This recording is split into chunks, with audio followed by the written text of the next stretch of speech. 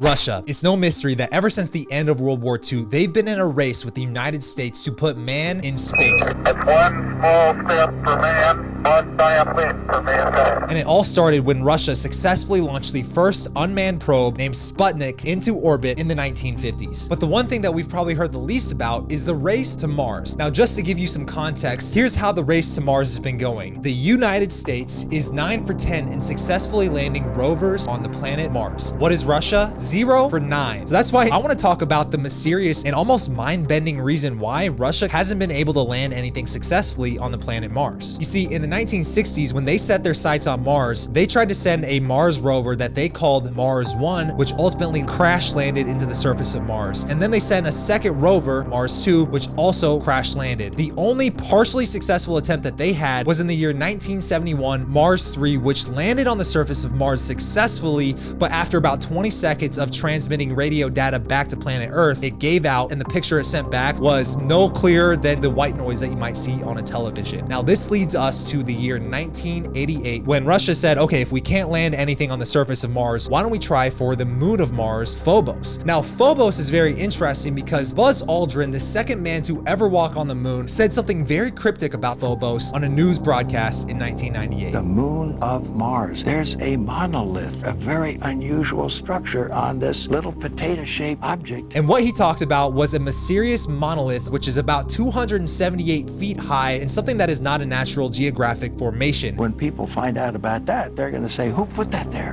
Who put that there? If you choose, God put it there. That's when Russia sent Phobos 1 and Phobos 2 to not only study that moon, but also the red planet. Now, Phobos 1, they say they typed in a command wrong from planet Earth, and they had one key wrong. Just one single typo made this thing lose its lock on the sun, and ultimately it ran out of battery because it was solar powered. Which leads us to Phobos 2. Now, Phobos 2 did successfully reach Mars, and as it was orbiting around, something actually knocked it off its path and sent it in a tumble. But here's what's interesting. As it was knocked off its course by some mysterious object, it was taking pictures of space, it was taking pictures of Mars, and it was taking pictures of Phobos. And the pictures that were radioed back to Earth were described as having quite remarkable features. One of those photos shows a shadow of a craft that seems to be very, very large, but also has a perfect crescent shape, very reminiscent of a flying saucer on planet Earth. Now, this was kept under wraps by the Russian government until one of the Russian cosmonauts, Dr. Maria Popovich, came out with the last known photo transmitted from Phobos 2 of the unknown craft that cast the shadow from the first picture that we just talked about. This photo was listed as above top secret, meaning even some of the highest officials in the Russian government don't even know about this photo. Now, if you look at this photo, this is a cylindrical object that is between Phobos 2, which is taking the picture, and the moon Phobos itself. They guesstimated that this cylindrical object was about 20 kilometers long and 1.5 kilometers wide. And they think that this is the thing that hit Phobos 2, making it crash land into the planet. Here's what's even crazier. Phobos 2 not only identified this object with its photos, but they did it with two different types of cameras. One normal type of camera where it takes color photos, and another camera that was taking infrared photos. So looking at the facts, whether or not you want to admit that this is an intelligently operated craft, you gotta wonder, what is the motivation for keeping Russia off the planet Mars? Some people theorize the reason why Phobos 2 was knocked out of orbit is maybe some of the infrared photos actually took photos of a tunnel system under the surface of Mars. Maybe this was a photo that wasn't supposed to be seen, and that's why this craft might have taken it out. Now, obviously, the Russian government, they wanted to know what this object was, and they even referred to this as being proof of an intelligent mothership in orbit around Mars. Is this the reason why Russia has not been able to successfully land anything on the surface of Mars?